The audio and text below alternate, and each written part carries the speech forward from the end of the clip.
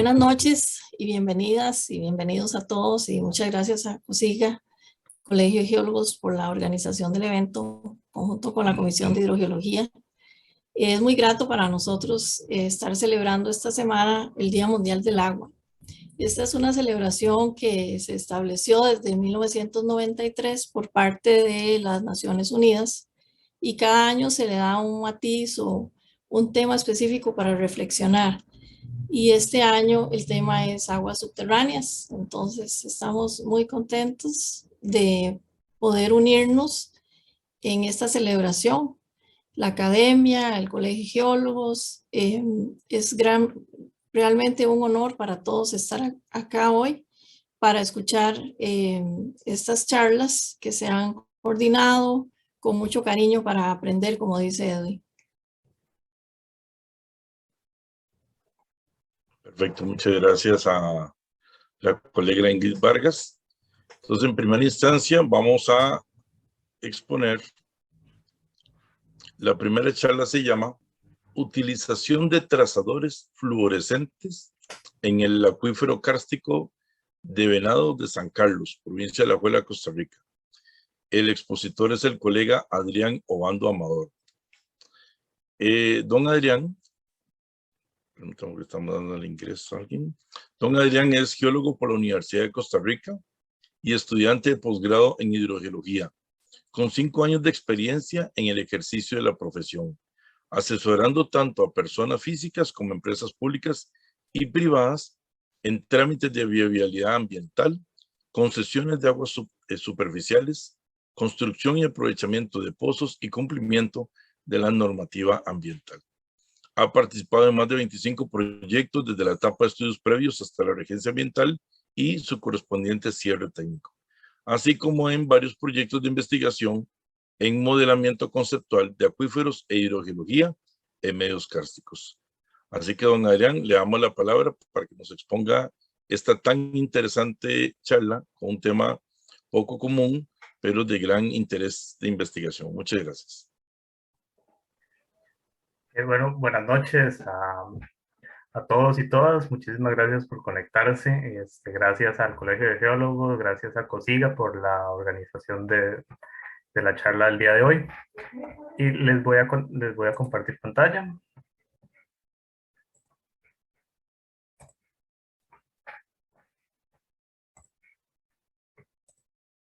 ¿Me confirman si lo pueden ver bien? Correcto, don Adrián, sí se ve bien. Bueno, muchísimas gracias. Como lo mencionaba don Edwin, el tema de la charla que vamos a tener la noche de hoy es la utilización de trazadores fluorescentes en el acuífero kárstico de Venado de San Carlos. La estructura que se va a seguir a lo largo de la presentación va a constar de las siguientes partes. Primero vamos a hablar de las generalidades del karst, por aquello de que alguien no lo recuerde o si alguien no es geólogo o no conoce sobre el tema. Vamos a hablar muy rápidamente de cómo funciona el karst, por qué es importante estudiarlo, también muy rápidamente sobre el karst en Costa Rica, la generalidad de los trazadores, porque como ya lo mencionó don Edwin, es un tema poco común, y un estudio de caso precisamente en el acuífero de Venado de San Carlos, que es un acuífero del tipo kárstico. Para comenzar, ¿qué es el karst? El karst es principalmente un proceso químico que ocurre cuando el agua de lluvia reacciona con el CO2 que encontramos tanto en la atmósfera como en el suelo. Esta reacción química nos produce ácido carbónico. Cuando este ácido carbónico entra en contacto con rocas que son ricas en carbonato de calcio, pueden ser calizas, pueden ser mármoles, pueden ser areniscas calcáreas, se da un proceso sumamente interesante que está controlado por 2 reacciones químicas. La primera es la disociación del ácido carbónico en el ion bicarbonato y el ion hidronio, que esta es la que es energéticamente más favorable y sucede en mayor cantidad.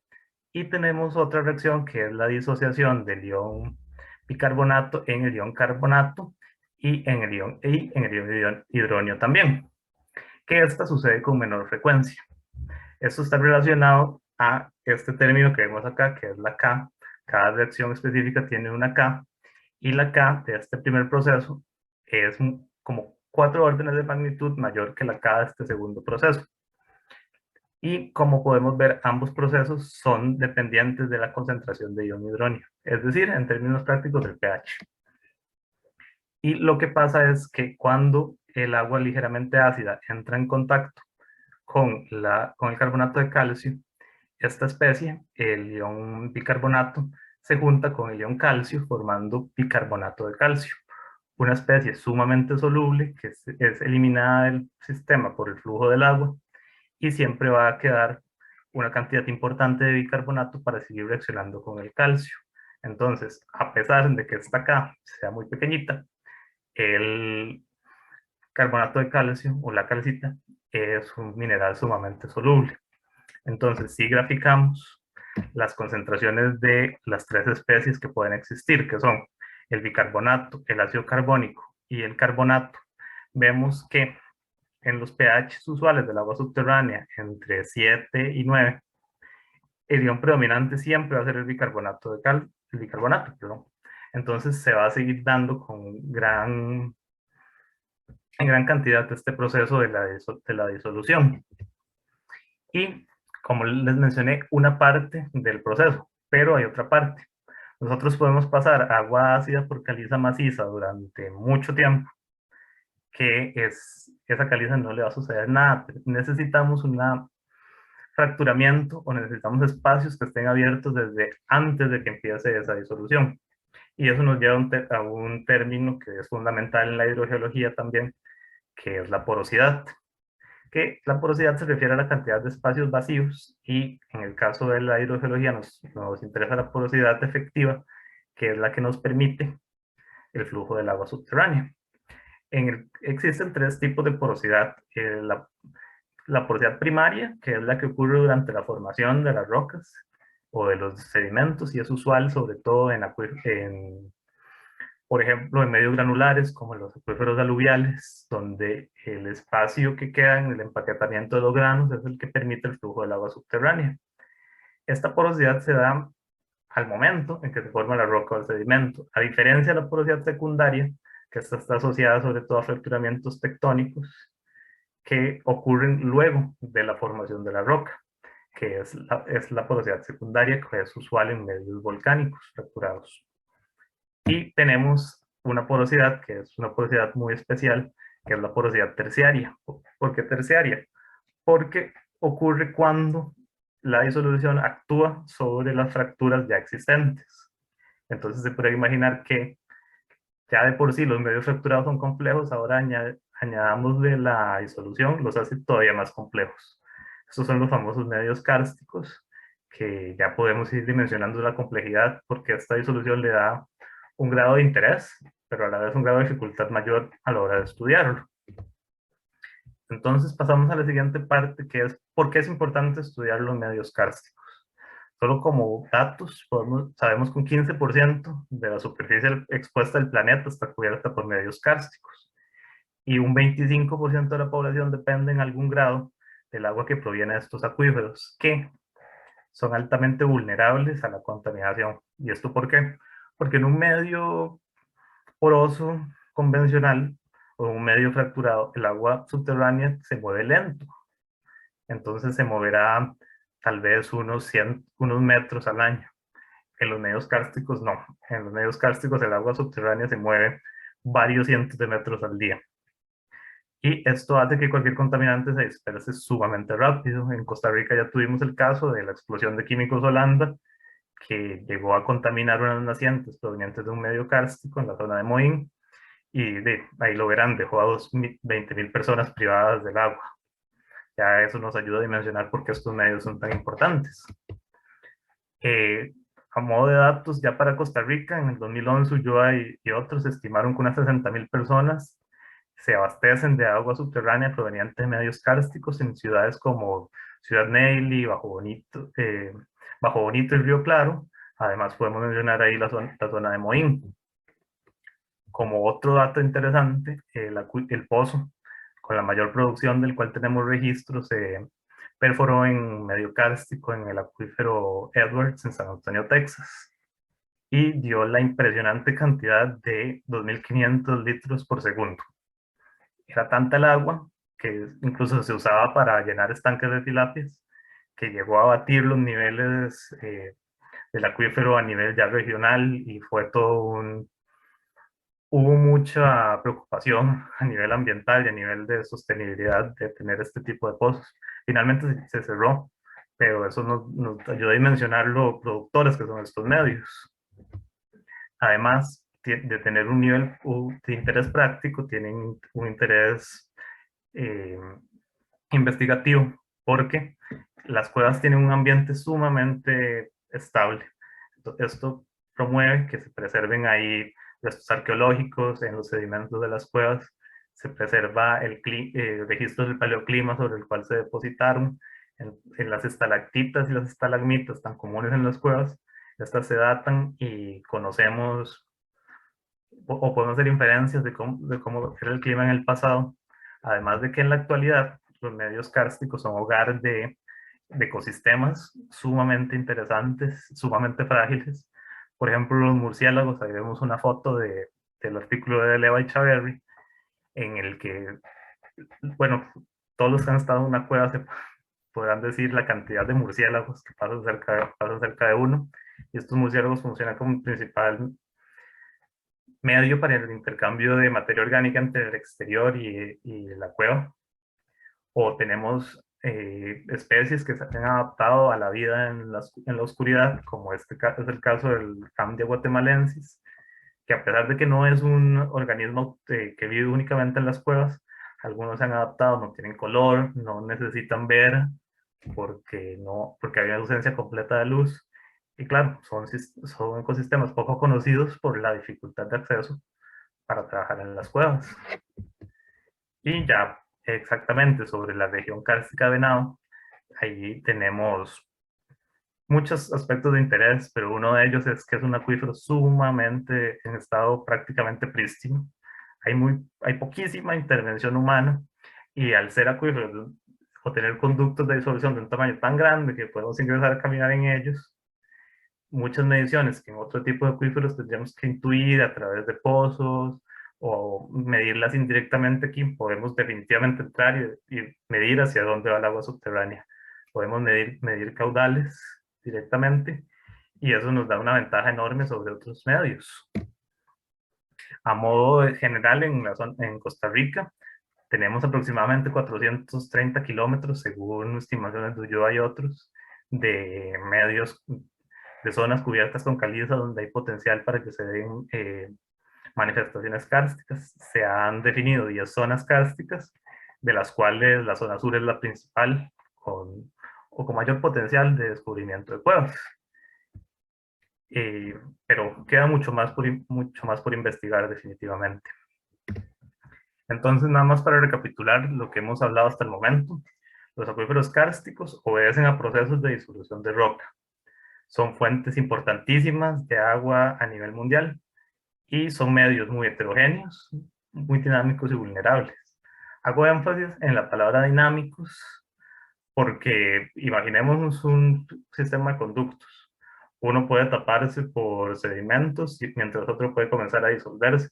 Entonces son acuíferos cuya geometría no es estable, es una geometría cambiante.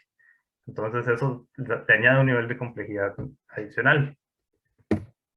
Y ya para entrar en materia de los trazadores, ¿qué son los trazadores? Bueno, un trazador es a grandes rasgos cualquier sustancia que introducimos en el agua para generar un agua marcada, para poder buscarla en la dirección aguas abajo y definir desde dónde viene.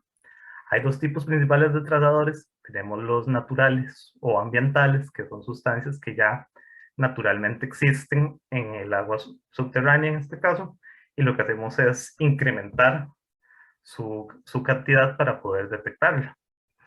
Y tenemos trazadores artificiales, que los principales son los tintes fluorescentes, como el que vemos en este videíto, que no existen del todo o existen en cantidades mínimas en las aguas subterráneas, y al introducirlos al acuífero sabemos que están ahí por acción antrópica, y cuando las encontremos en otra parte sabemos que vienen desde otra dirección. Entonces, ¿qué características tiene que tener una sustancia para ser un trazador ideal? Bueno, tiene que ser fácilmente detectable en el agua, ¿verdad? No podemos necesitar equipos que detecten trazas infinitamente pequeñas para poder reconocerlo. Ojalá podamos verlo a simple vista. No siempre es el caso, especialmente no con los trazadores naturales, pero es bueno. Tiene que estar ausente o ser escaso en el agua o necesitamos tener la capacidad de hacerlo aumentar muchísimo para cumplir que sea fácilmente detectable. Tiene que ser inerte e inocuo. Inerte porque no nos funciona que vaya reaccionando a lo largo del flujo y que cuando lleguemos a muestrear tengamos otra cosa diferente a lo que inyectamos. Y ser inocuo claramente porque no queremos contaminar el agua subterránea. Y bueno, barato y de fácil acceso para poder hacer gran cantidad de estos estudios y una densidad similar al agua para que vaya con el flujo del agua y no se nos hunda en el fondo de la columna de agua. Aquí tenemos algunos ejemplos de diferentes trazadores según su tipo y vemos que los trazadores no son una receta única, ¿verdad? No podemos echar cualquier trazador en cualquier medio y esperar algo exitoso. Por ejemplo, tenemos consideraciones, por ejemplo, con la uranina, que es de los más comunes, que es la fluoroceína de sodio, de hecho ese fue el que yo usé, pero sufre procesos de absorción a bajo pH, entonces no lo podemos usar en aguas ácidas porque se va a pegar al medio sólido. O por ejemplo la eosina, que tenemos que considerar que es fotosensible para llevarnos al laboratorio y no exponerla al sol. Y así sucesivamente podemos pensar en ventajas y desventajas que definitivamente hay que considerar en cada trazador que pensemos usar. ¿Y para qué son útiles los trazadores? Para muchísimas cosas. Ahí les pongo algunos ejemplos, pero hay muchos más. Para definir el flujo del agua subterránea, calcular caudales, conocer parámetros del acuífero, como su conductividad, el coeficiente de dispersión hidrodinámica del soluto, calibrar modelos. Tiene muchísimas ventajas el uso de los trazadores. Entonces, ¿cómo se hacen estos ensayos? Pueden tener configuraciones infinitas, pero siempre vamos a necesitar dos cosas básicas, que es un punto de inyección, uno o varios puntos de inyección en el caso de que usemos varios trazadores al mismo tiempo, y un punto de muestreo o varios puntos de muestreo, donde vamos a ir a esperar el trazador que echamos aguas arriba o los trazadores que echamos aguas arriba. Esos son dos puntos básicos de cualquier ensayo trazador, saber dónde lo vamos a inyectar y definitivamente tenemos que tener una idea de dónde va a salir, porque podemos inyectarlo en un punto y que no nos aparezca nunca y esa no es la gracia, ¿verdad? Entonces, en el punto de muestreo es donde vamos a muestrear, valga la redundancia, para saber si nos llegó el trazador o vamos a esperar si nada más necesitamos una confirmación visual de que llegó. Y eso lo mandamos al laboratorio. Estos trazadores se analizaron en el laboratorio del Instituto Clomiro Picado de la Universidad de Costa Rica. Y en cuanto a cuánto trazador echar, es todo un tema, ¿verdad? Existen un par de fórmulas para determinar la masa de trazador para añadir, pero como verán por los parámetros que requieren, hay que conocer prácticamente a mucho detalle el medio y eso no siempre es posible. Entonces, es mucho de prueba y error hacer los ensayos de trazadores. Y lo que queremos de todo ensayo trazador es que nos genere una curva de agotamiento del trazador, que esta es la forma ideal, ¿verdad? Con un único pico muy marcado y que empieza a crecer rápidamente. No siempre obtenemos eso.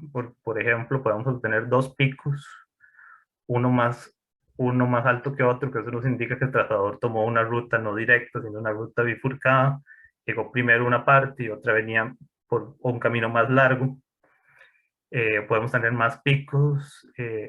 Puede ser que nuestra ventana no sea lo suficientemente amplia para ver todo el pico. Muchas cosas pueden pasar, pero siempre tenemos que intentar diferenciar partes de esa curva. Diferenciar un tiempo de cero, donde inyectamos el trazador, eso lo necesitamos saber definitivamente. Un tiempo de arriba, T1, que es cuando empieza a llegar el trazador al medio. Es de hecho una buena práctica empezar a muestrear desde antes que se inyecte el trazador para tener una buena línea base. Un tiempo pico, T3, que es cuando el centro de masa pasa por nuestro punto de muestreo y lo conocemos. Un tiempo medio, que es cuando ha pasado la mitad del trazador que vamos a recuperar, porque en una prueba idónea de trazadores recuperaríamos el 100% de lo que inyectamos, lo cual no siempre es posible por procesos que pasan antes de llegar al punto de muestreo. Por ejemplo, que el trazador se quede pegado a la roca, que hayan zonas de no flujo donde se quede ahí estancado. Eso es muy común en los ríos. Entonces el T50 es cuando recuperamos la mitad del trazador. Tenemos una cola, que es cuando el trazador, el agua, perdón, empieza a regresar a los niveles base, es decir, donde debería haber cero o muy poco trazador. Y el fin de la ventana de observación, que es cuando ya terminamos nuestro experimento y ya podemos ir al laboratorio a ver cómo nos quedó la curva de agotamiento.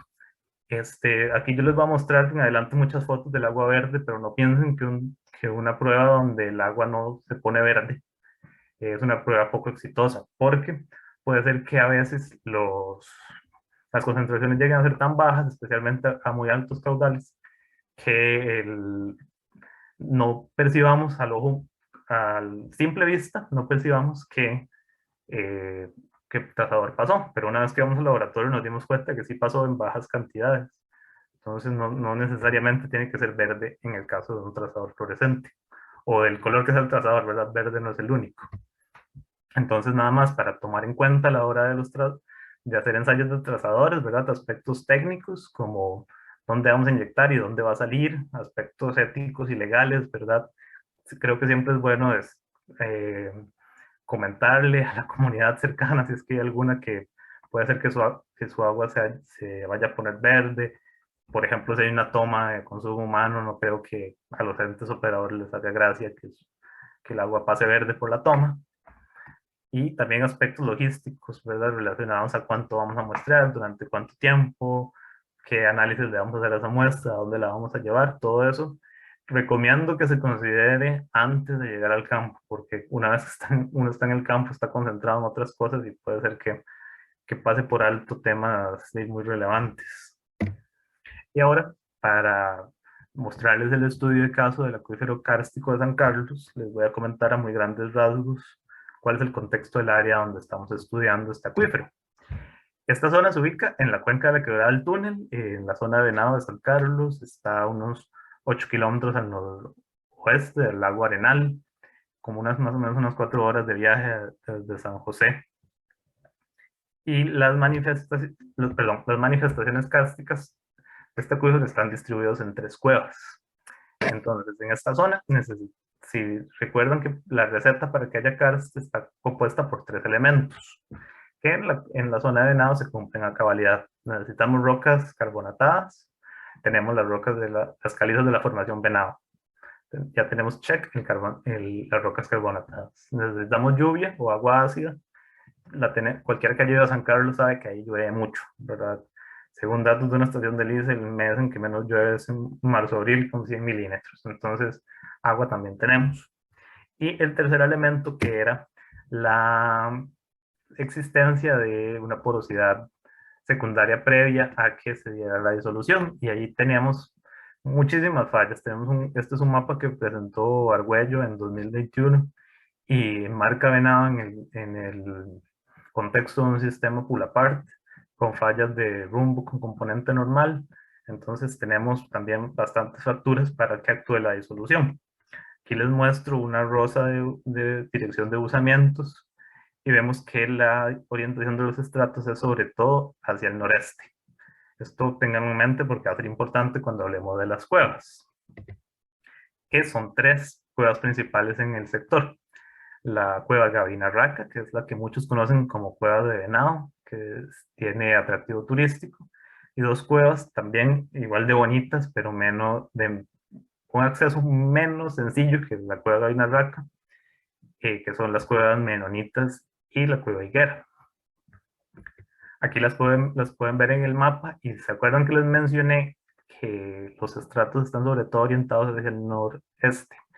Esto es importante porque si ven las cuevas menonitas y la higuera llevan una orientación que sigue la orientación de los estratos. Entonces está interpretado que estas cuevas se formaron en la debilidades interestrato, mientras que Gavina Raca tiene una dirección prácticamente perpendicular que sigue muy bien la dirección de la falla a la cueva. Entonces estamos ante un control estructural del flujo del agua, evidentemente.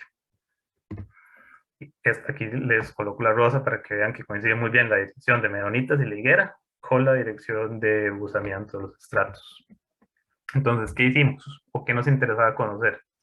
Bueno, menonitas, higuera y Gavina Raca forman un solo sistema. Queremos saber eso, ¿verdad? Porque llega a puntos donde la caverna se vuelve tan estrecha que no sabemos del todo hacia dónde sigue el agua. Si el agua que ingresa, por ejemplo, en esta zona de la caverna Gavina Raca, proviene de la higuera, proviene de menonitas, proviene de ambas, el agua de menonitas pasa por la higuera antes de llegar a Gavina Raca, todo eso queríamos conocerlo. De previo les cuento que para otro prueba de trazadores que ya está publicada en la Revista Geológica de América Central, sabemos que de menonitas a la higuera no pasa. Eso ya lo conocíamos. Entonces, hicimos primeramente un ensayo de trazadores desde la caverna Menonitas, aquí en este puntito de inyección rojo, hasta la caverna Gavina Raca, ahí donde está la estrella. Y aquí les voy a mostrar un video de cómo se hace una inyección. Si observan, ahí el colega Arguello, que ha ido a muchas de mis giras, está haciendo la inyección, ahí ya se preparó el trazador, y si lo ven, el trazador original sale con un color un poco rojo, pero apenas entra con el agua, se vuelve verde. Eso es porque la fluoroceína a altas concentraciones, como la que tiene cuando está en el balde, es roja, pero apenas toca el agua se vuelve de ese verde intenso. Entonces, esta fue la curva que obtuvimos.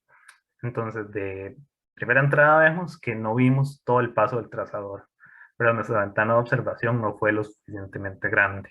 Fueron un poco más de 6 horas, pero no vimos todo el paso, porque vemos que la campana no está completa. Entonces, hicimos una inyección a las 11:33 am, llevábamos desde las 10 de la mañana muestreando, y el trazador arribó instrumentalmente, es decir, que con los análisis de laboratorio se detectó a las 15:40 visualmente, o sea que vimos el agua verde unos 5 minutos después. Entonces, un espacio pequeño entre que llegó el trazador y nosotros lo vimos a simple vista, y eso nos da un delta T de 4 horas y 7 minutos, es decir, que el trazador tarda 4 horas y 7 minutos en recorrer esta distancia, desde el punto de inyección hasta el punto de muestreo. Esa distancia son más o menos, permítanme acá, porque algo me está tapando. Bueno, ustedes ven ahí la distancia, es que no la puedo ver por el menú de zoom. Pero nos da una velocidad de 0.05 metros por segundo. Perdón, disculpen, qué pena. 0.04 metros por segundo, que ustedes dirán es muy poca, pero para hacer agua subterránea yo considero que es bastante rápido. Y luego, ya conocíamos que definitivamente menonitas y Gavina Raca conectan. Ahora necesitamos saber si higuera y Gavina Raca conectan. Entonces hicimos otra prueba de trazadores. De esta no les tengo un video, esta es nada más la foto de cuando llegó. Estos tubitos se llaman Eppendorf, es donde recolectamos las muestras, ahí lo hicimos con una frecuencia de 5 minutos, o sea, recogimos durante 6 horas una muestra cada 5 minutos, eso da 72 muestras, y en duplicado 144 muestras. Ya sabrán que es bastante trabajo de campo y bastante trabajo para el analista en el laboratorio.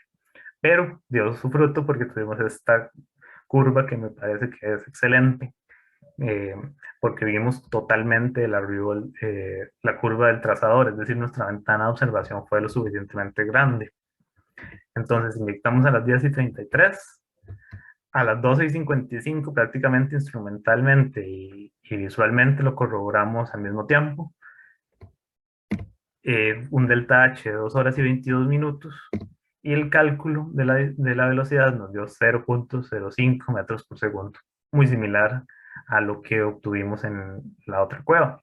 Entonces con eso ya podemos, si regresamos un momento al mapa de las cuevas, decir que el caudal o por lo menos parte del caudal que entra aquí en Menonitas y parte del caudal de aquí de la higuera, llegan a la cueva de Gavina Raca a través del cual fluye. Y aquí, en este punto donde el agua subterránea cae al flujo superficial, sabemos que si medimos ahí el caudal, estamos midiendo la descarga total del karst.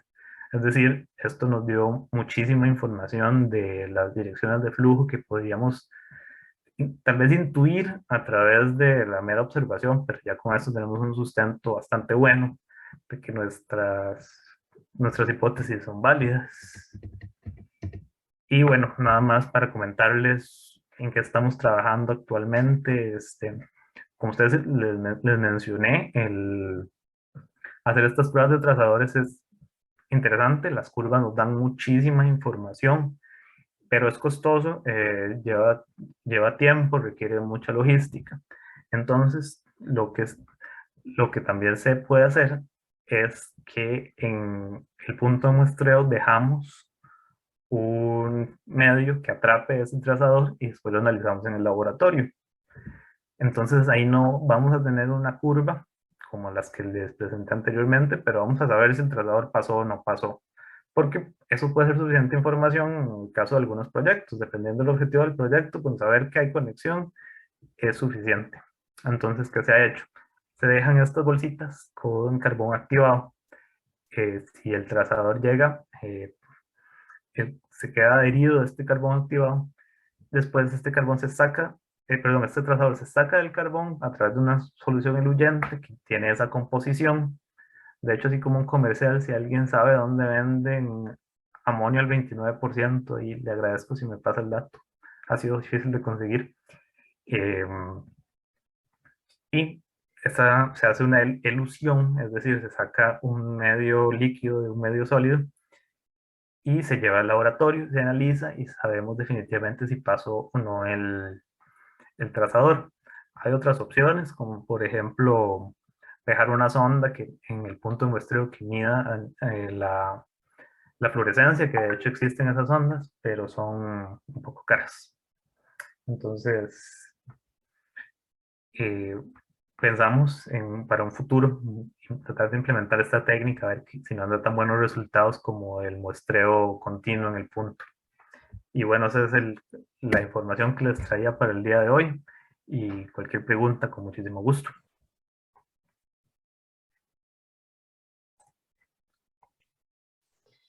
Adrián, muchísimas gracias. Lo felicito, es un proceso investigativo bastante minucioso, detallado. Lleva muchas horas de campo en un medio no apto para personas claustrofóbicas, y yo sé que a usted como al colega Ulloa les encanta las cuevas, pero la investigación está muy, muy interesante. Por favor, sí, por favor las consultas al chat.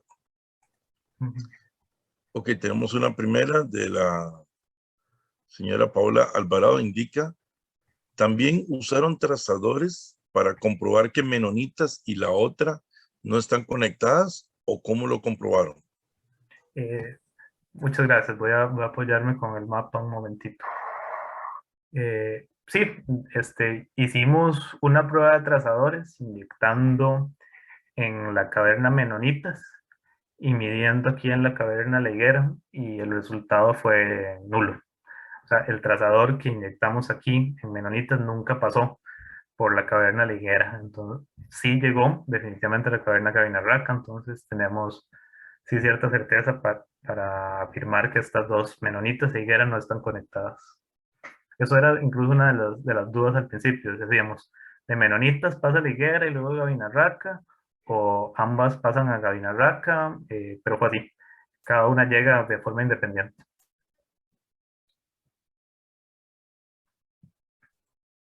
De acuerdo, gracias, Adrián. ¿Alguna otra consulta?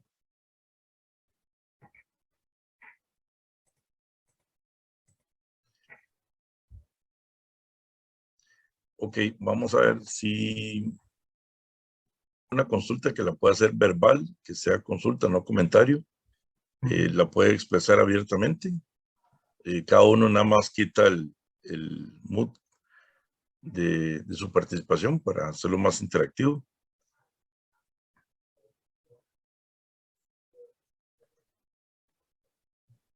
¿Por qué no? Okay, Adrián, yo sí tengo una consulta. De Higuera a Gabinarraca, el agua se trasladó posiblemente a través de la falla o de algún otro plano. De hecho, la hipótesis que manejamos es que de Menonitas lo que sucede es que entre Menonitas y la falla se traslada a través de los planos de estratificación. Igualmente, entre Higuera y la falla se traslada a través de las debilidades interestrato. Una vez ya que llegan a la zona de falla, de la falla a la caverna, ya hay un quiebre en la dirección de flujo y ahí fluyen a través de esta hasta llegar ya al sector Sala 8, que es por donde ingresa la caverna Gabinarraca. Entonces sí, va primero por los planos de interestrato y luego llega a los planos a la zona de fractura de falla. Okay. El agua de estas cuevas es tomada por alguna asada local y como qué caudal más o menos comprenden. De hecho, parte de mi proyecto de tesis fue un monitoreo del caudal durante un año y hemos visto que el caudal puede llegar hasta más de 100 litros, más de 200 litros por segundo incluso aquí en la salida de Gabinarraca, y los mínimos que se han medido son 30 litros por segundo. Y no, no hay tomas, por lo menos que conozcamos, del agua de las cavernas, por dicha, ¿verdad? Y también porque es una zona bastante, no hay mucha densidad de población, ¿verdad? Venado, el puro centro de Venado está como en la parte baja y ahí existen varias asadas que brindan el servicio, pero ellos captan unas nacientes, están por un pueblito que se llama La Tigra. Entonces no, sería interesante plantear en algún momento o extraer agua de las cavernas, pero yo preferiría que la extrajeran ya cuando sale del medio kárstico. Pero ahorita por el momento está prácticamente en su estado natural. Sí, están bien, mejor mantenerlas así por un tiempito. Exacto. Perfecto, bueno, si no hay más consultas, al colega, ¿perdón? Ok, es que me pareció que alguien había hablado. Perfecto, don Adrián, muchísimas gracias nuevamente por esta excelente charla. Las personas que quieran volver a ver la charla completa, porque hubieron algunas personas que se unieron después, posteriormente en el canal de YouTube de COSIGA va a quedar la charla, entonces para que la puedan accesar. Muchas gracias, Adrián. Mucho gusto.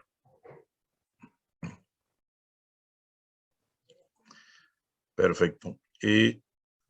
La segunda charla que tenemos para compartirles se llama Visibilización del agua subterránea y está a cargo de la máster Ingrid Vargas Azofeifa. Doña Ingrid es... Perdón. ¿Sí? Doña Ingrid es geóloga por la Universidad de Costa Rica, máster en hidrogeología por la Universidad de Waterloo, Canadá. Cuenta con 26 años de experiencia profesional en geología. En los últimos 26 años se ha dedicado exclusivamente a la docencia e investigación en la Escuela Centroamericana de Geología y en el posgrado en Geología de la Universidad de Costa Rica.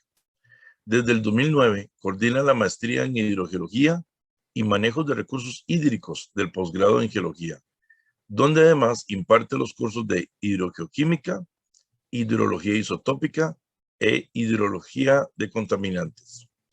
Ha impartido cursos cortos en Honduras y Argentina sobre aguas subterráneas y contaminación. Ha participado activamente en congresos nacionales e internacionales y ha organizado cursos cortos de distintas temáticas de la hidrogeología. Además, ha dirigido 12 tesis de maestría y 6 de licenciatura en la Universidad de Costa Rica. Las áreas de interés son los modelos hidrogeológicos conceptuales, la caracterización de acuíferos usando herramientas hidrogeoquímicas e isotópicas, la contaminación de acuíferos, la vulnerabilidad y el riesgo de la contaminación del agua subterránea.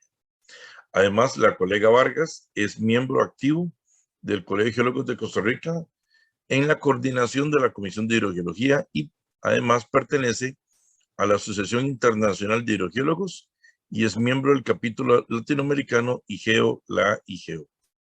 Así que damos la bienvenida a la colega doña Ingrid Vargas y por favor para que pueda exponer. Muchas gracias. Muchas gracias, Edwin, por la invitación, el espacio brindado. En realidad ahora que lo escuchaba hablar, hacía memoria de que he participado en algunas charlas en otros lugares, pero nunca en el Colegio de Geólogos. Entonces es la primera vez. Y bueno, aquí estamos para conversar sobre el tema de visibilización del agua subterránea. Este tema surge a raíz de una experiencia que tuve hace un tiempo con una persona del campo de las ciencias sociales que me decía, si el agua subterránea es tan importante, ¿por qué no se habla de eso?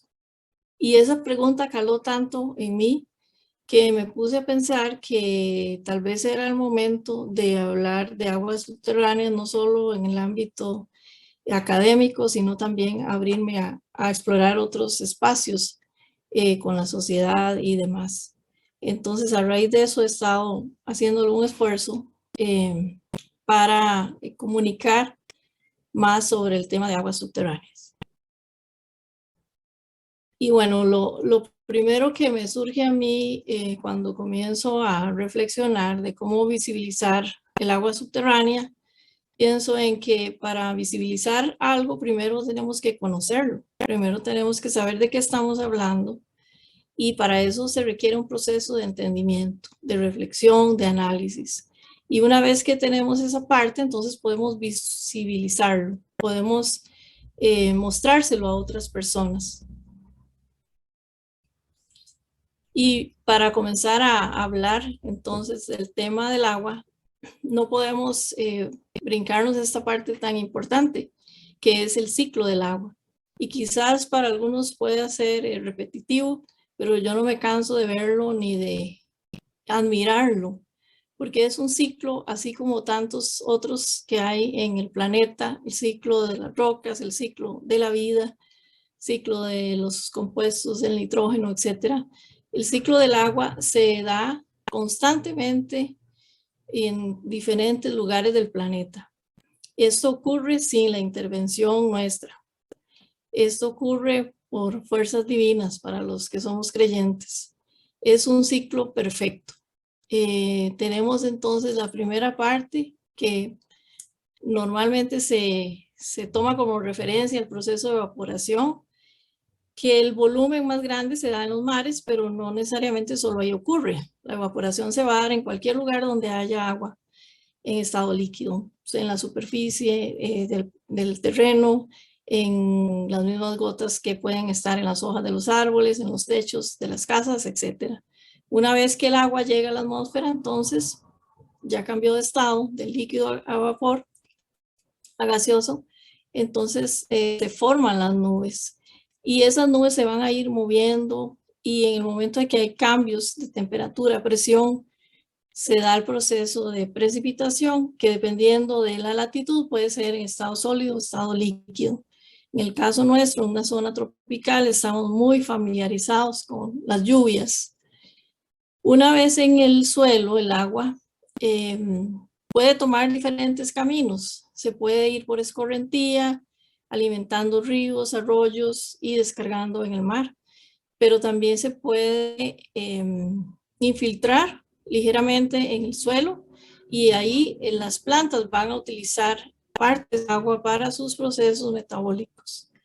Si hay exceso de agua en el suelo, entonces se va a dar el proceso de infiltración un poco más profunda, y si se dan las condiciones geológicas, hidrogeológicas adecuadas, donde hay espacios vacíos, poros, fracturas, macroporos en los diferentes materiales geológicos, ya sea litificados o no, entonces se va a dar el almacenamiento del agua subterránea.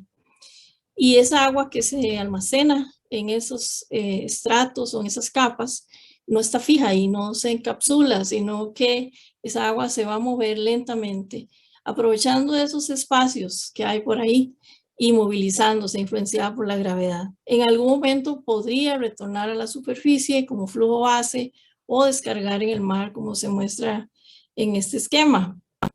En fin, ese es una breve historia de un largo recorrido, le llamé, porque ese recorrido puede durar semanas, cientos, hasta miles de años. Teniendo eso en mente, entonces vamos a ir cuantificando un poco en cada sector donde se identifique el agua. Podemos porcentualmente entonces mostrar que la mayor parte del agua que hay en superficie es agua salada, o sea, es agua que está en los océanos, no la podemos utilizar directamente nosotros para consumo o inclusive para riego en la agricultura. Entonces nos queda solo una pequeña parte, un 3% de esas aguas que va a ser agua dulce, pero resulta que la mayor parte de esa agua dulce, alrededor de un 70%, está congelada, está en los polos, entonces tampoco la podemos usar. De ahí nos queda una tercera parte, casi un 30%, que es agua subterránea. Y vean que solo una pequeña parte del agua dulce que hay en el planeta es agua superficial. Imaginémonos entonces los ríos, los arroyos. Si sumamos todas esas aguas, es apenas una parte muy pequeña de toda el agua que está almacenada en el subsuelo. Y esa es el agua subterránea.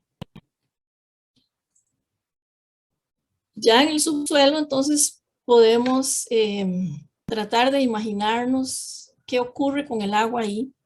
Y yo sé que para algunos puede ser como repetitivo hablar del concepto de acuífero, pero es muy importante porque es nuestro punto de partida. Entonces, este esquema me gusta mucho, es tomado de uno de los libros del proyecto Groundwater, del cual les voy a hablar más adelante. Aquí se ve como un corte del terreno y podemos ver esas flechitas. Lo que nos están indicando es el movimiento del agua en el subsuelo y también en superficie. Entonces, un acuífero es un reservorio subterráneo en donde el agua no solo está almacenada, sino también se va a estar movilizando por esos espacios, por esas fracturas influenciadas por la gravedad. Y también en el caso de los acuíferos confinados, en el primer caso eran los acuíferos libres, en el segundo caso los acuíferos confinados, el agua puede moverse inclusive en contra de la gravedad porque está a una presión mayor. Entonces un acuífero almacena, pero también transmite agua.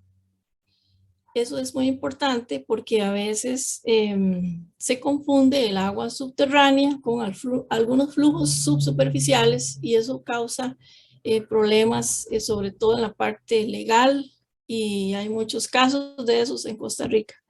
El agua de lluvia se infiltra, pero no todo el agua que se infiltra en el suelo llega a recargar el agua subterránea.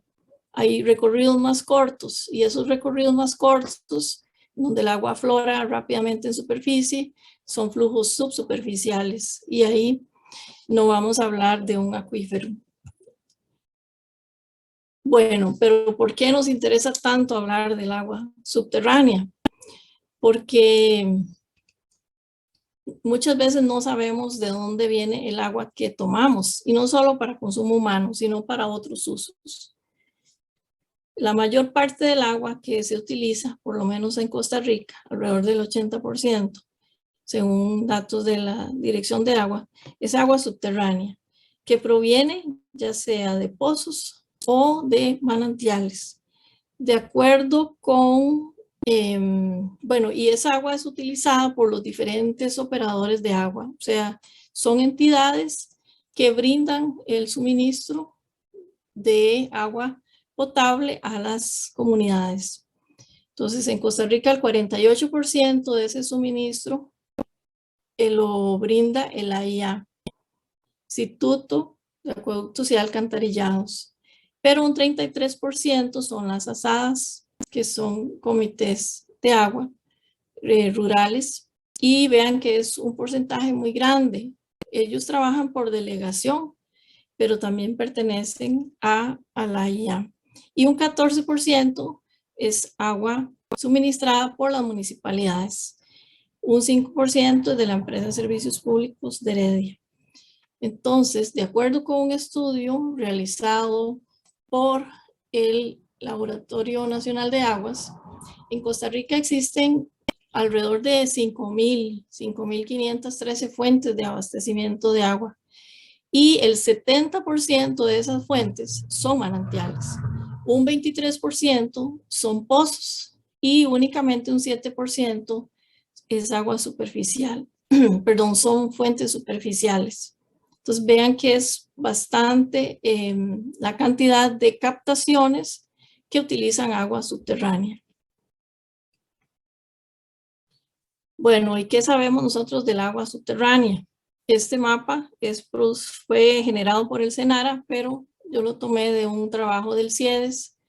Ese mapa hidrogeológico que muestra esos puntitos rojos son pozos que había en el tiempo que se publicó, y cada color va a representar una categoría. Entonces, en los tonos celestes y azules se representan acuíferos porosos con importancia hidrogeológica relativa a grande y hasta pequeña. En verde están acuíferos fracturados con importancia hidrogeológica también que varía de grande a pequeña, y en amarillo son ya sea o fracturados o porosos, pero con una importancia menor. Esto también está en función de la información que se conocía hasta ese momento, pero el proceso de investigación no para, eso está en movimiento. Cada vez vamos a ir aprendiendo más de nuestros acuíferos. Esta foto me encanta. Es tomada desde la zona este del Valle Central. Entonces, cuando vemos este hermoso paisaje y con el planteamiento que nos hace las Naciones Unidas este año de aguas subterráneas, haciendo visible lo invisible, yo me puse a pensar, ¿qué vemos nosotros cuando observamos un paisaje como esto? ¿Para quién es invisible el agua subterránea? ¿Y por qué se dice que es invisible?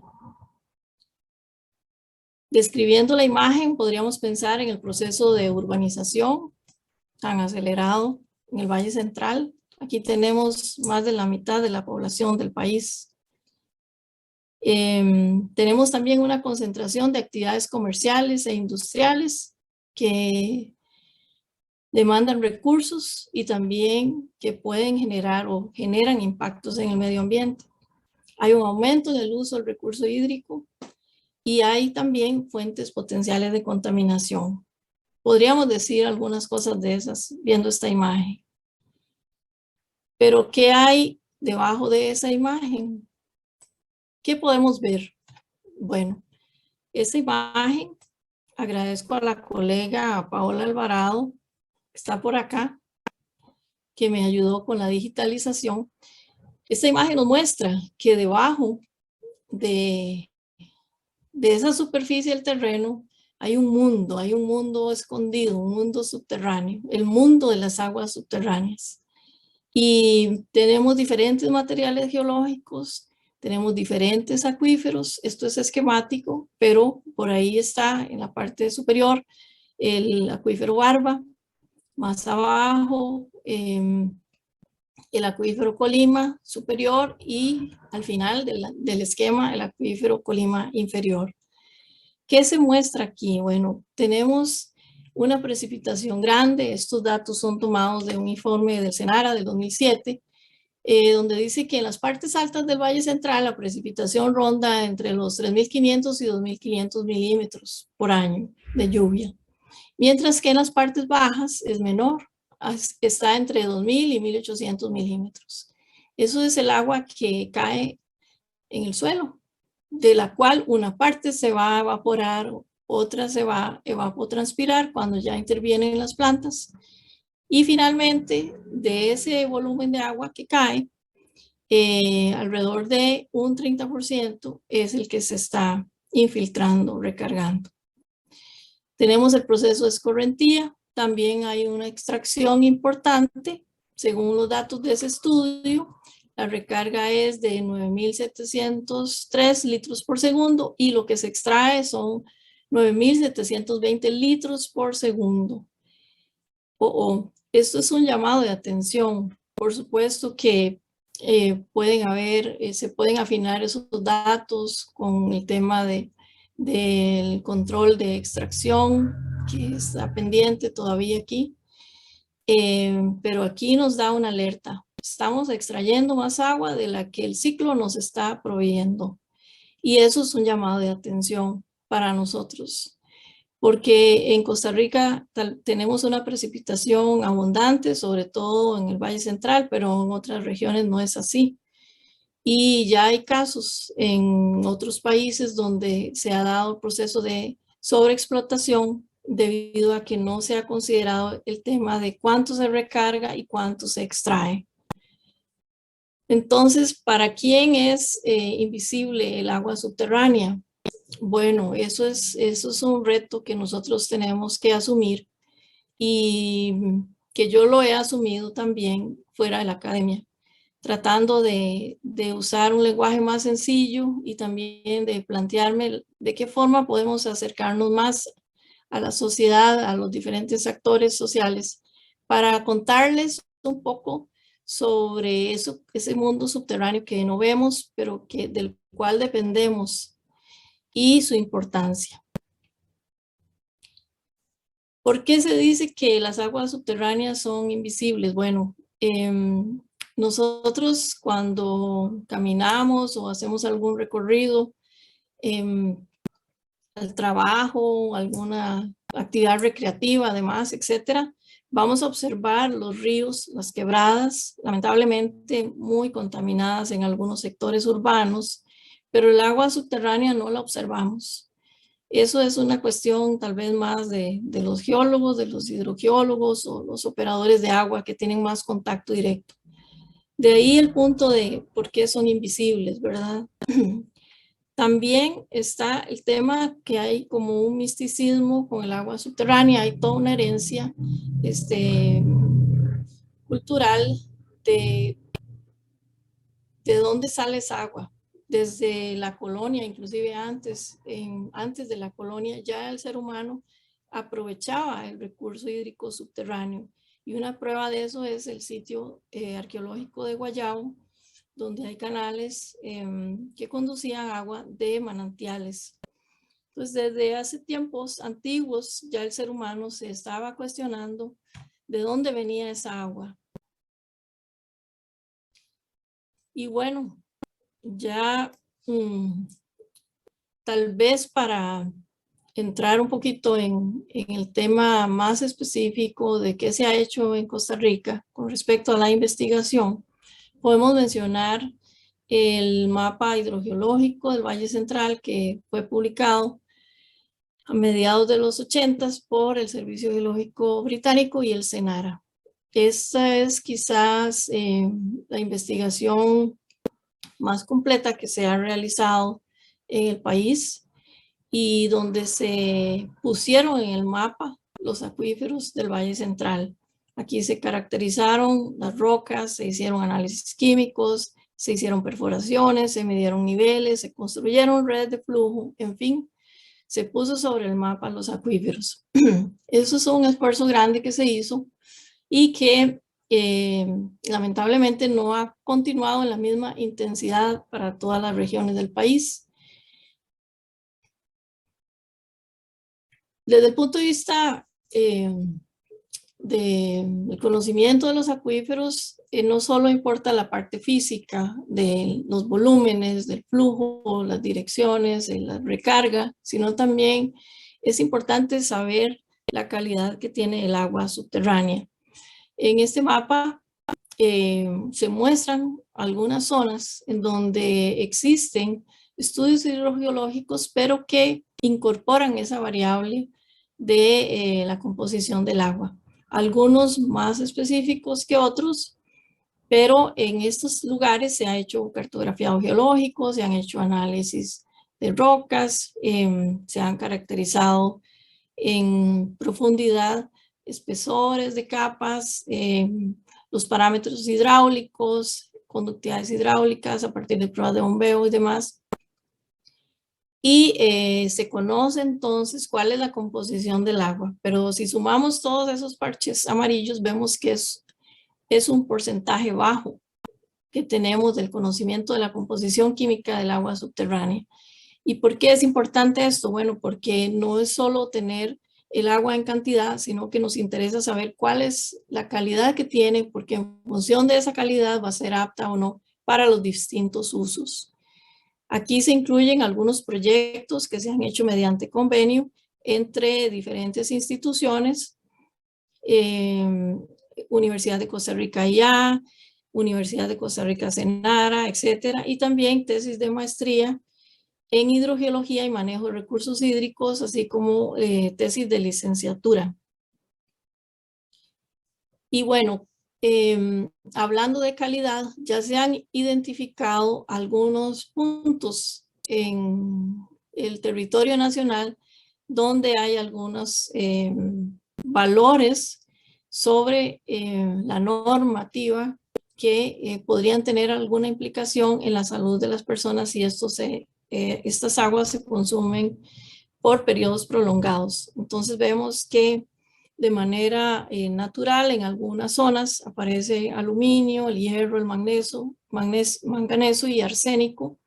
Estos son elementos geogénicos, o sea, que están relacionados directamente con procesos geológicos, hidrogeológicos, por ese recorrido que hace el agua a través de las rocas y va disolviéndolas y se va cargando con estos elementos.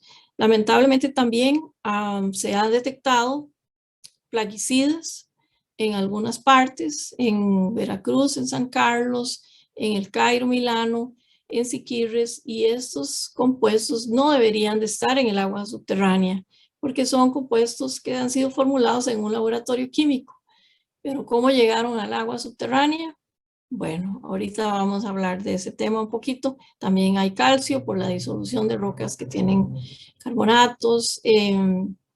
Lamentablemente ya se han encontrado hidrocarburos también en Moín, en el sitio donde está la refinadora de Recope. Hayan habido derrames y se inició un proceso de limpieza hace unos años de ese acuífero. Y también en el pozo AB 1089, que se contaminó con hidrocarburos, un pozo de abastecimiento público de la empresa de Servicios Públicos de Heredia, que estaba muy cerca, diría yo, de una estación de una gasolinera. Ha aparecido nitratos también en el agua y en la zona de Guanacaste, por lo menos en Tamarindo, se habla de un proceso de salinización por extracción intensiva. También hay contaminación fecal en algunos lugares, sobre todo en acuíferos someros. Se ha encontrado arsénico de origen geogénico y se han realizado estudios más específicos en el país. Esto se hizo mediante un convenio entre el AIA y la Universidad de Costa Rica, donde participó el Centro de Investigaciones en Contaminación Ambiental y la Escuela Centroamericana de Geología. Se estudiaron los sectores de aguas arcas. En Cañas y Bagaces se trabajó además en forma conjunta con el AIA, el Senara y también la Dirección de Aguas. Y en La Cruz se hizo una evaluación porque ahí también se encontró arsénico en algunas partes. En Los Chiles, en el Amparo Los Chiles, en San Carlos, que es el punto 4 que aparece ahí, también se hizo un estudio específico. En todos los casos se ha visto que el origen del arsénico es geogénico, o sea, tiene relación directa con procesos como fallamiento local, presencia de aguas termales y mezcla con aguas meteóricas que están circulando en el subsuelo. Bueno, ¿qué más sabemos en Costa Rica sobre los acuíferos? De ese tesoro que está ahí escondido. Bueno, tenemos bases de datos públicas con registros de pozos de unos 50 años, que este proceso comenzó con el SENAS y después SENARA y más recientemente la Dirección de Aguas. Esas bases de datos son únicas en Latinoamérica. Ese registro no existe en muchos países en vías de desarrollo. Yo diría que en casi ninguno. Entonces eso es algo muy valioso que tenemos a nivel de país y que tenemos que fortalecer. Tenemos caracterización geológica e hidrogeológica general del país a diferentes escalas. El mapeo geológico, unos 50,000, aunque ha avanzado mucho, todavía falta más de la mitad del país de cartografiarse a esta escala. Y también el mapeo hidrogeológico nacional. Eso está es un proceso más lento, esto requiere una inversión mucho más grande, a pesar de que sí hay estudios específicos de acuíferos seleccionados, aún falta más trabajo en esto. El enfoque de estos estudios que se han hecho es desde el punto de vista físico, la parte hidráulica, la parte de flujo. Se ha trabajado, yo diría, bastante en la recarga potencial, sobre todo el método de balance hídrico de suelos. Se han hecho análisis de vulnerabilidad, pero nos falta entrar en el tema de riesgo. Riesgo porque aquí se incluiría entonces la amenaza o la carga contaminante que podría estar llegando a los acuíferos. Se está trabajando en la definición de zonas de protección de pozos y manantiales. Hay algunas zonas de recarga definidas, pero también falta más trabajo en esta línea. Existen algunos modelos conceptuales que nos ayudan a entender cuál es la dinámica del agua subterránea y en general del recurso hídrico en algunos lugares, pero faltan más estudios de este tipo.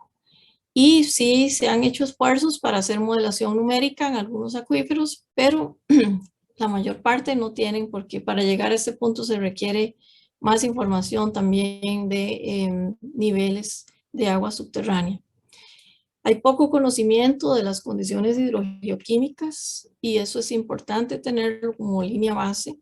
Falta monitoreo de niveles y de la calidad del agua subterránea.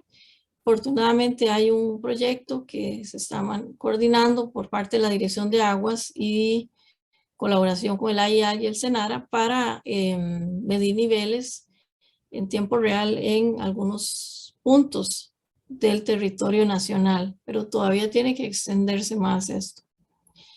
No obstante, hay perforación ilegal, no hay como datos exactos de esto. Lamentablemente sí ocurre y esto también pone en riesgo no solo el agua que se extrae, sino también el tema de calidad, porque se puede dar interferencia de pozos y afectar la calidad de agua de pozos que sí están legalmente inscritos. Con respecto a las fuentes de contaminación en el país, podemos hablar de que hay fuentes difusas, como el tema de las áreas que se dedican al cultivo extensivo, por ejemplo, de la piña, donde han habido ya impactos por el uso intenso de plaguicidas. Costa Rica es el país a nivel mundial que aplica más plaguicidas. Imagínense ustedes. En eso tenemos el primer lugar. Y eso tiene un impacto directo, no solo en el medio ambiente, sino también en el agua subterránea. Tenemos también fuentes ya de contaminación por hidrocarburos, como mencioné, en Moín y en Heredia. Hay nitratos y coliformes fecales en aumento. Esto ha sido estudiado en el acuífero Barba más que en otros. No quiere decir que en otros no haya. Hay descargas de aguas residuales también. Y eso tiene un problema porque ya desde los 80 se había identificado, por lo menos en el río Virilla, algunos sectores donde el río se conecta hidráulicamente con el acuífero. Entonces, si el río se contamina, esa contaminación podría llegar a los acuíferos. Y en zonas costeras está el riesgo de intrusión salina, como el caso de Tamarindo que ya se ha mencionado. Y desde el punto de vista natural, geogénico, les mencioné la presencia de algunos elementos que en concentraciones mayores a las establecidas en el reglamento de agua potable pueden causar algún efecto en la salud. Con respecto a los nitratos, este es un tema antiguo ya y quizás el más estudiado en el país desde los 80s. Estos datos son tomados de Reynolds del 2000. Aquí se observa una tendencia en la izquierda de la imagen, una tendencia al aumento. Esto es en Ojo de Agua y en el manantial de Huachipelín. Bueno, ¿y de dónde vienen esos nitratos? Esos nitratos, de acuerdo con un estudio Reynolds en el 2006, provienen tanto de la disolución o lixiviación de fertilizantes nitrogenados que se aplican a los cultivos en el Valle Central, como por ejemplo el café, como también de la infiltración de aguas residuales de tanques sépticos. Esas son las fuentes de nitratos que hay en el acuífero Barba. Y aquí tomé este grafiquito de un trabajo de Mora y otros del 2012, en donde se ve una tendencia al aumento en el uso del tanque séptico, y eso es en forma inversa debido a que no hay una gran cobertura de alcantarillado sanitario. Eso es una deuda que tenemos a nivel de país. Bueno, entonces planteo aquí, ¿son nuestras captaciones inmunes a la contaminación? Bueno, eso es algo que tenemos que evaluar con la definición de zonas de protección alrededor de los pozos y manantiales, pero también a nivel profesional, y ya esto más es un llamado para el gremio que supervisamos pozos, y es el cuidado que hay que tener con el diseño que se haga de esos pozos. Este es un esquema que había elaborado cuando estuvimos analizando la contaminación en el pozo AB 1089, esto fue en el año 2006, 2007, por ahí, si no me falla la memoria, cuando apareció contaminación por diésel y gasolina en un pozo que se usaba en el verano para abastecimiento público. Y revisando toda la información, nos dimos cuenta de que ese pozo, bueno, tenía su rejilla en el acuífero Colima Superior y estaba más o menos su contaminación por hidrocarburos se dio en superficie. Entonces la pregunta fue, ¿cómo llegó eso ahí? ¿Cómo llegó ese hidrocarburo ahí abajo? Bueno, analizando tras un proceso de investigación que coordinó el AIA, donde se hicieron perforaciones geofísicas, además, se propuse este modelo conceptual donde se ve que el hidrocarburo estaba flotando en un nivel colgado, que estaba en la formación Tiribí muy arriba en comparación con el acuífero, que estaba a una profundidad mucho mayor.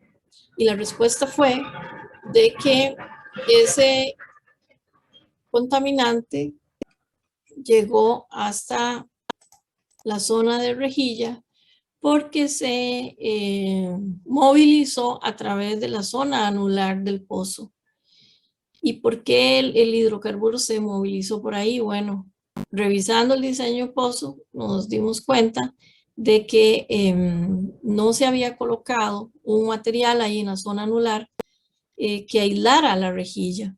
Y por eso lo pongo aquí, porque eso es una práctica que ha sido común por muchas décadas en el país y que nosotros tenemos que reflexionar sobre eso, los impactos que se puedan generar por un mal diseño de pozo Eso puede causar que se movilice contaminación que está en superficie hacia profundidades mayores y poniendo en riesgo la población, ¿verdad?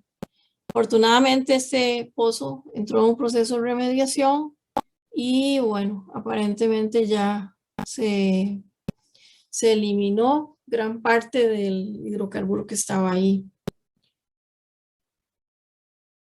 Bueno, ¿cuáles son los desafíos que tenemos para visibilizar el agua subterránea? Si bien es cierto, en general la calidad de agua para consumo es buena, debe fortalecerse la prevención de la contaminación, como vimos. Debe planificarse la ubicación y realizar un diseño adecuado de los sistemas de captación, como mencioné, manantiales y pozos, vigilar permanentemente la calidad del agua y además del análisis de la vulnerabilidad, tenemos que pasar a la etapa del análisis del riesgo o el peligro de la contaminación del agua subterránea. Y por supuesto mejorar la gestión del ordenamiento territorial, que eso es algo en lo que hay mucho que hacer a nivel de país. Inventariar las fuentes potenciales de contaminación de agua subterránea, definir zonas de protección de pozos, no solo los que se usan para abastecimiento público, porque si bien es cierto, se está trabajando en eso, hay pozos privados, quizás la mayoría, que no tienen zonas de protección. Continuar con la delimitación de zonas de recarga acuífera, investigar la capacidad de atenuación de los contaminantes y el transporte de contaminantes tanto en la zona no saturada como en la zona saturada, modelar numéricamente el flujo del agua subterránea y el transporte de contaminantes. Esto nos va a ayudar a establecer escenarios y también a tomar decisiones y siempre teniendo en mente que es más barato prevenir que remediar. Debe robustecerse también el marco legal vigente, realizar más investigación y monitoreo, mejorar la gobernabilidad. A nivel de país tenemos instituciones como la Dirección de Aguas, del MINA, el AIA, el SENARA, que tienen relación directa con el recurso hídrico. Eso es algo bueno, pero tienen que fortalecerse y mejorar la coordinación también interinstitucional. Eso es un esfuerzo que se está haciendo ahora con la Comisión, la CTI, la Comisión Interinstitucional. Realizar una verdadera gobernanza del agua subterránea. Estos temas los va a tocar el doctor Emilio Custodio mañana, entonces él es el experto, yo solo lo menciono. ¿Cuál es el rol de la academia? Bueno, nosotros seguimos formando profesionales, tanto en grado como posgrado en geología. Tenemos un proyecto de acción social en el marco del cual realizamos diferentes esfuerzos para difundir el conocimiento del agua subterránea. Se llama Gestión y Entendimiento del Flujo del Agua Subterránea. También realizamos proyectos de investigación. Hemos realizado proyectos de investigación en forma conjunta con otras instituciones. Y bueno, a nivel mundial hay muchas organizaciones y ONGs. Voy a permitirme mostrar este video.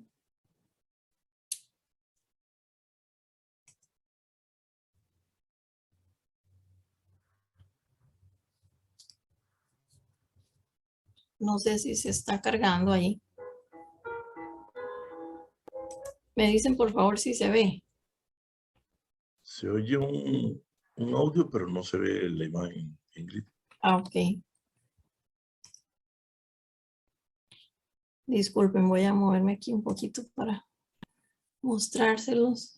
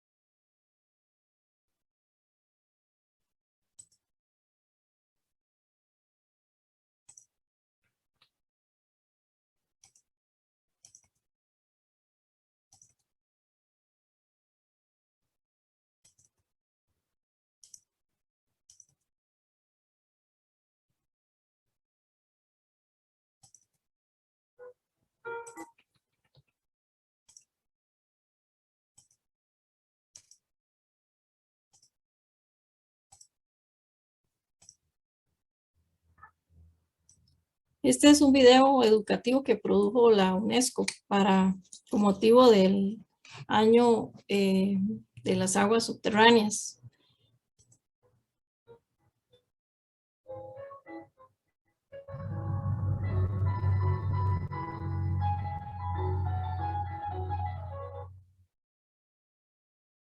Muy sencillo, pero muy ilustrativo. ¿Se logró ver, sí? Sí, correcto.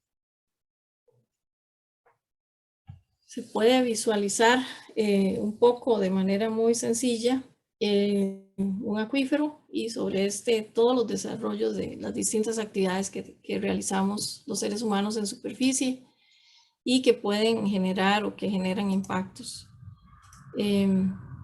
Voy a regresar acá un momento a la presentación, solamente para ir cerrando con algo que encontré y que quiero compartir con ustedes, que me gustó mucho.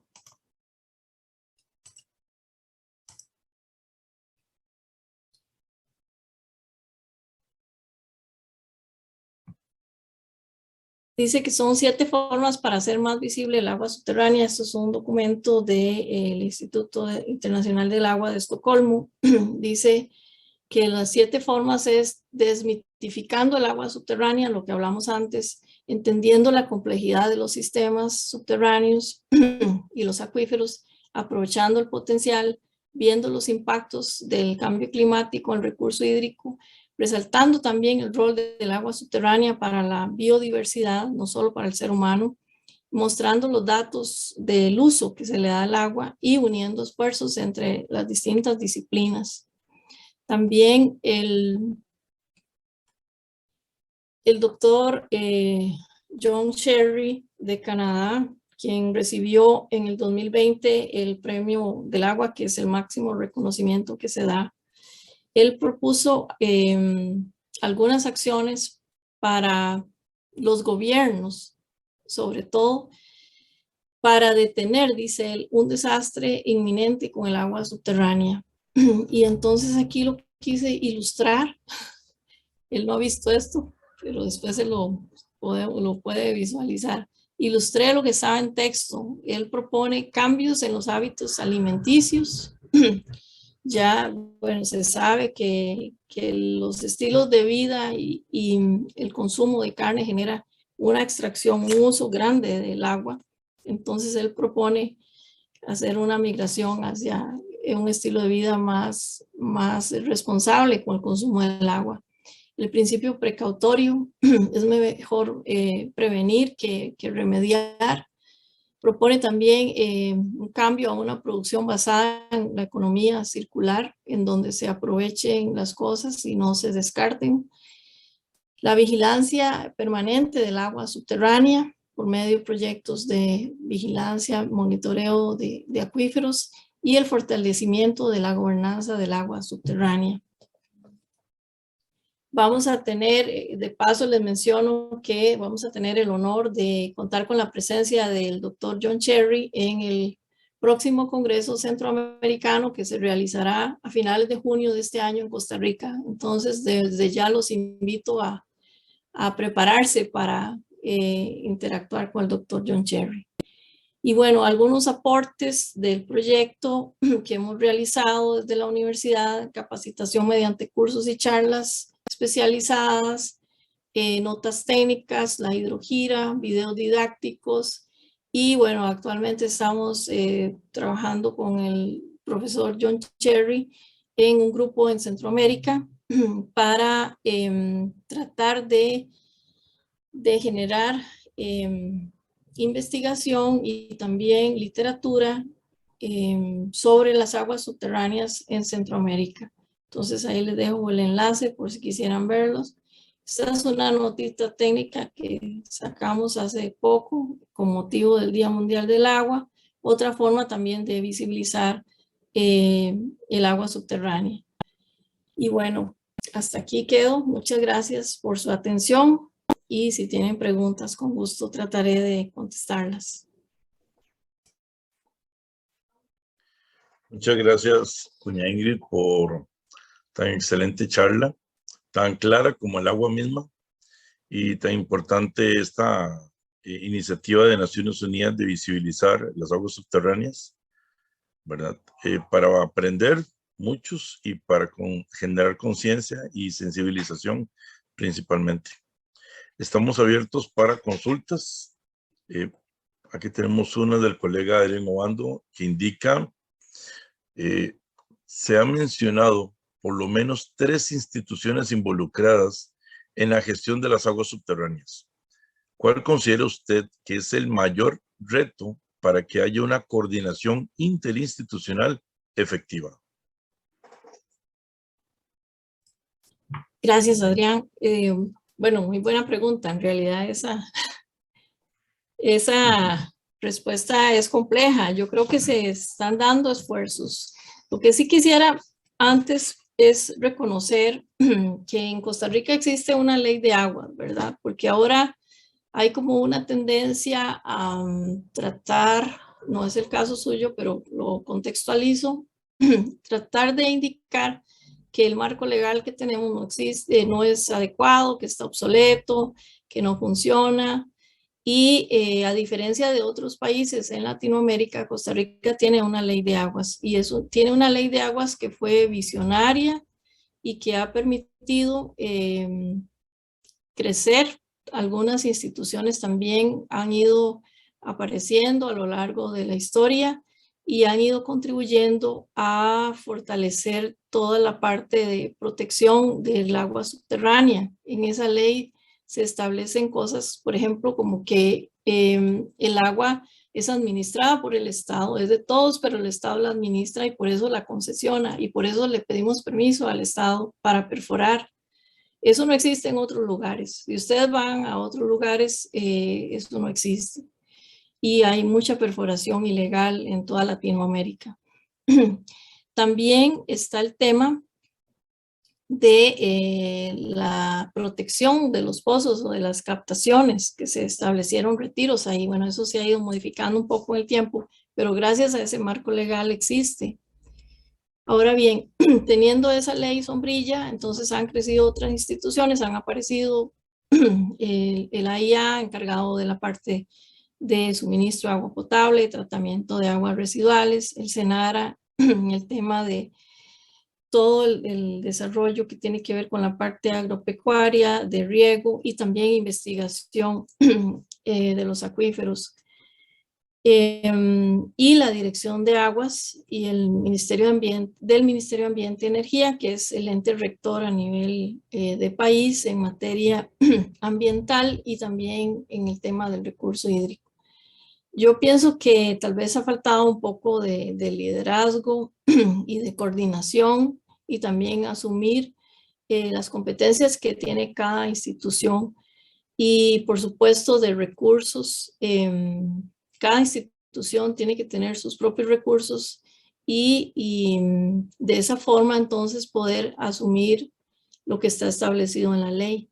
La coordinación es muy importante. Creo que con la CTI se ha dado un paso importante en la coordinación. No obstante, creo que sí debe analizarse muy bien lo que está pasando ahorita o lo que está pasando en los últimos años. Se nos ha hecho creer que la ley de aguas no sirve y que por eso hay que aprobar una ley nueva, pero los proyectos de ley nueva que han aparecido, más bien lo que buscan es centralizar todas esas responsabilidades que tienen otras instituciones, centralizarlas en la Dirección de Agua. Y entonces yo creo que ese no es el camino. Me parece que el camino es fortalecer lo que existe. Si ya hay instituciones especializadas en el tema de abastecimiento público, en el tema de la investigación, la parte de calidad sí debe fortalecerse más con respecto al Ministerio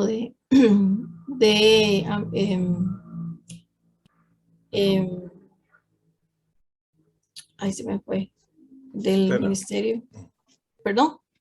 De CETENA o el Ministerio de Salud, no, el Ministerio de Salud. Ministerio de Salud. Sí, la parte de la Setena, ahora se le están pasando competencias a la Setena y Setena no tiene hidrogeólogos. Creo que falta un liderazgo claro donde se asignen recursos para que cada institución pueda asumir las responsabilidades que tienen y que el Ministerio de Ambiente asuma ese liderazgo, pero de una forma respetuosa con lo que ya está definido en la ley. Y sí, es cierto, siempre se pueden mejorar, hay cosas que se pueden mejorar, la coordinación interinstitucional debe mejorarse, pero no deben quitarse ni recargarse responsabilidades a la Dirección de Aguas, me parece, o al Ministerio de Ambiente y Energía, porque además de que ya está cargado con otras responsabilidades, en este momento no tiene la infraestructura, la capacidad técnica tampoco, para trabajar en el tema de aguas subterráneas.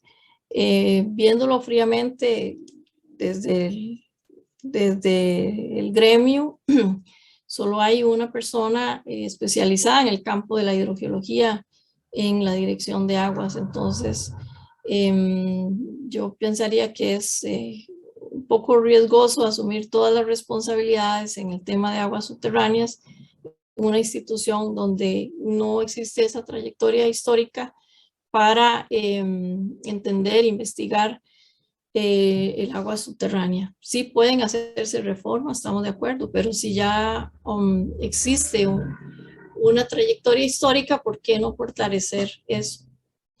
Por supuesto, cada institución tiene sus nudos, hay nudos que soltar, hay cosas que mejorar. Por ejemplo, hoy estaba buscando un mapa de acuíferos y necesito un mapa de acuíferos y lo busqué y no lo encontré, por lo menos no está en la página de Senara. En la página de la Dirección de Aguas aparecen algunos mapas, pero creo yo que en esa parte sí hay que fortalecer, se puede y se debe fortalecer esa coordinación. Ok, aquí tenemos otras consultas. Doña Ingrid, para hacer un hincapié lo que usted acaba de decir, ayer la doctora Jaramillo decía algo que me llamó mucho la atención, que desde la academia o desde las instituciones gubernamentales que por lo general mantienen más recursos y tienen más tiempo, generar más investigación, más detalle para que las personas que trabajan de forma liberal, que a veces no se cuenta con el tiempo, no se cuenta con el recurso económico para desarrollarlo, puedan tener acceso. Y eso que acaba de decir usted de los mapas es fundamental. Ok, doña Eugenia Martín, bueno, agradece las charlas, las considera muy interesantes. El colega Roberto Ramírez consulta, ¿qué usar para planificar el territorio? ¿Cuenca o el acuífero? Por favor, doña Ingrid. Gracias, sí, es una buena pregunta. Creo que la planteó ayer también en el conversatorio. ¿Qué usar para planificar el territorio? Bueno, yo pienso que cualquiera de las dos en este momento sería funcional porque no se están usando ninguna de las dos. Ahorita la planificación del territorio se está haciendo a nivel político, geográfico, ¿verdad? Es el límite cantonal. Y la mayor parte de los cantones no tienen su plan regulador. Entonces yo creo que sería muy acertado poder usar las cuencas hidrogeológicas, pero bueno, ese es un desafío grande porque primero habría que definirlas a nivel de país y luego ya hacer todo un proceso de gestión y convencimiento, y no sé, también en la parte legal para que eso se pueda llevar a la práctica. Pero yo diría que si comenzamos haciendo una planificación desde la cuenca hidrográfica ya sería un adelanto, porque ahorita no se está haciendo así, ahorita se está haciendo a nivel municipal. De acuerdo. El señor Víctor Castro Gutiérrez pregunta, ¿existen proyectos de investigación a nivel país ¿existen proyectos de investigación a nivel país para cuantificar el riesgo de contaminación antropogénica de acuíferos, al menos para algún contaminante específico? De riesgo, bueno, habíamos trabajado algo de riesgo en el cantón de Belén.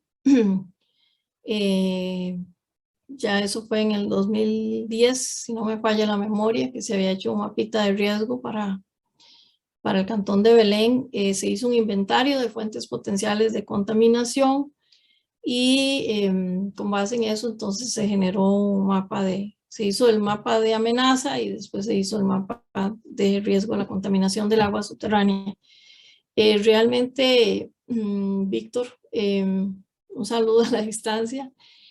Desconozco si han existido otros esfuerzos por hacer algún mapa de riesgo en el país.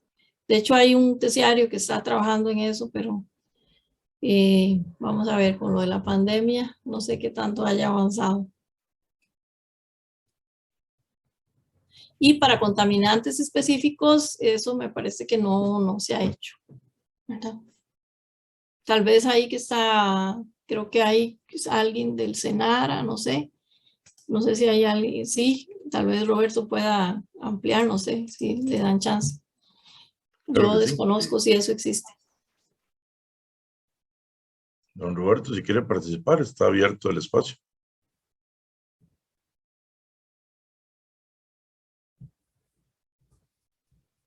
No, buenas noches, no, de riesgo se han hecho 2 intentos, uno en Sámara y otro en Río Grande, pero lo que cuesta es la identificación de las fuentes. Y allá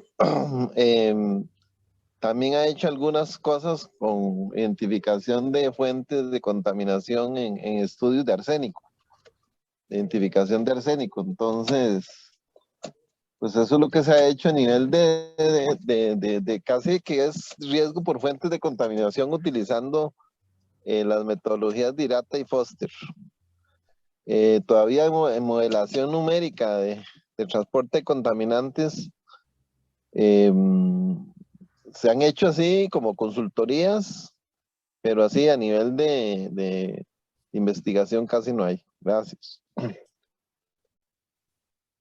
Es un Perfecto, tema Roberto. pendiente, Víctor. Podemos trabajar en ese tema. A mí me interesa ese tema. Bueno, todavía queda bastante trabajo por hacer. Gracias, don Roberto, por la participación. ¿Alguna otra consulta para doña Ingrid o si fuera el caso para don Adrián? Don Víctor dice que muchas gracias.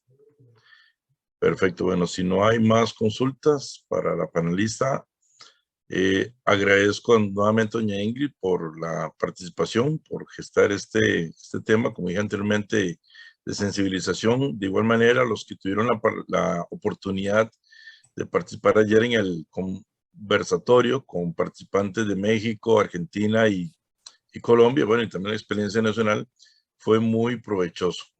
Conocer, con ponerse en los zapatos de las otras personas en otras naciones, mucho más grandes que nosotras, donde las complejidades se tornan un poco más grandes y que aquí en el país notamos que vamos haciendo pasos un poquito mejores que en muchos países latinoamericanos, aunque todavía falta mucho por hacer. Nuevamente les quiero instar para que participen mañana a partir de las 11 de la mañana, hora Costa Rica.